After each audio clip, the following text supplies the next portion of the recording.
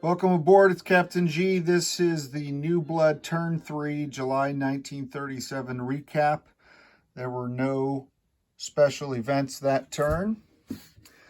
Taking a look at technology. Another mixed but not very successful turn for the Axis. They did go 0 for 4 with Germany, but Italy finally got on the board, and Japan picked up the first of their second technology, but still trailing behind France and the UK.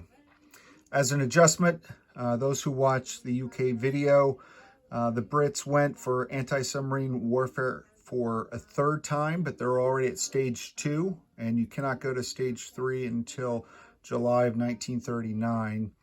So we've decided to allow the British to select another 7+ level technology and apply that die roll, and they chose improved construction.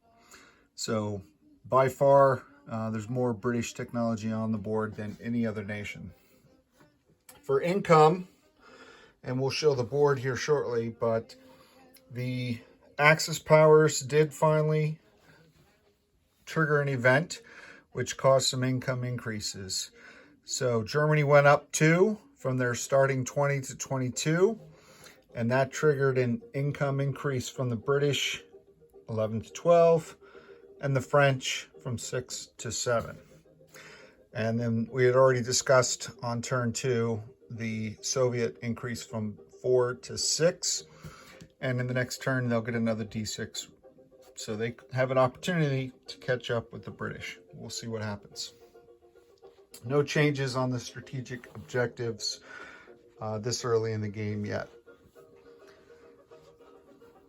So the income increase that Germany triggered was allowing Austria to join the German Empire, which triggered income increases in both Britain and France. And yet Germany gets nothing for the French army massing along their frontier. Very aggressive move by the French. The Spanish Civil War continues to smolder rather than rage on, with the Soviets sending more mountain infantry communists to fight alongside their Republican Spanish allies. The nationalists have wrapped up the rest of the country, but there's a bit of a hornet's nest up in the northeast that they're going to have to unravel in future turns. The situation in Africa is becoming a little more militarized and out of hand as the Italians understandably reinforce their new colony. The British, and again, this is an adjustment from the UK term where they placed 2 colonial infantry in Egypt. It's really 1 in Lower Egypt, 1 in Western Egypt, because you can't place more than the IPC value of a territory in colonial infantry at a time. So easily adjusted. In the Far East Command, another Gurkha special infantry was built on a territory bordering the Himalayas.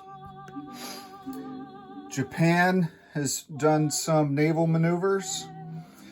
For now, we're leaving the destroyers here. The question was whether or not destroyers, after they drop off their marine cargo, Marines, and if they have movement left in a non-combat turn, it was not an amphibious assault, could the destroyer continue to move? And that would set up a scenario where from a naval base, a destroyer can move 2, drop off Marines, and then move back 2 to safety, sort of the historic Tokyo Express, because the movement rules in the instructions only apply to naval transports, because other than the Marine riding on a Japanese destroyer, no other ship carries infantry or ground units of any type. So that's the question of the community. we'll see where that goes. Very excited to look forward to the answer.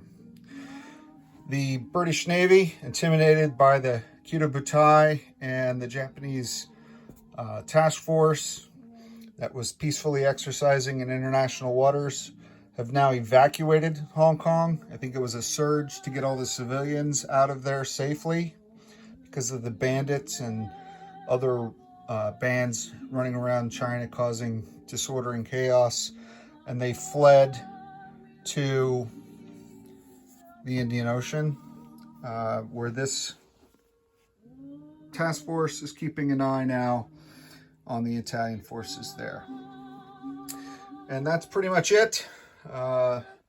Nationalist China continues to build up. The US bought some ships. France moved some pieces around. But all in all, not a turn for major combat. We'll see what happens when we move to turn 4, January 1938.